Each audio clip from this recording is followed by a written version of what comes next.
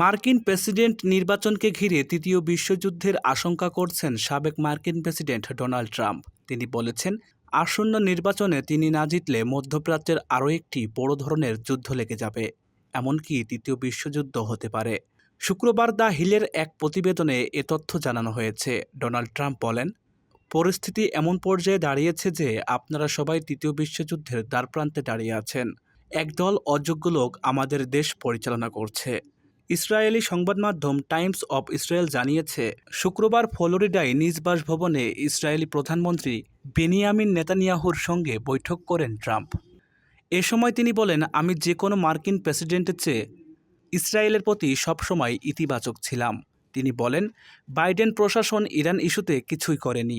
এটি দুঃখজনক হলেও সত্যি। আমরা ইরানের পারমাণবিক চুক্তি থেকে বের হয়ে এসেছিলাম, যা অসাধারণ একটি কাজ ছিল। আমার করা ইসরায়েলের জন্য সবচেয়ে সেরা কাজ ছিল এটি। তবে বাইডেন প্রশাসন এই ইস্যুতে কিছুই করেনি। ট্রাম্প বলেন, আমরা ইরানের সঙ্গে একটি চুক্তি করতে পারলে সেটি সবার জন্য ভালো হতো, এমনকি ইরানের জন্যও হতো। এটি মধ্যপ্রাচ্যকে রক্ষা করত। এ সময় তিনি কমলা হ্যারিসকে বাইডেনের চেয়েও খারাপ বলে সমালোচনা করেন। সাবেক এই মার্কিন প্রেসিডেন্ট বলেন, তিনি নির্বাচিত না হলে মধ্যপ্রাচ্যকে কেন্দ্র করে তৃতীয় বিশ্বযুদ্ধ শুরু হয়ে যাবে।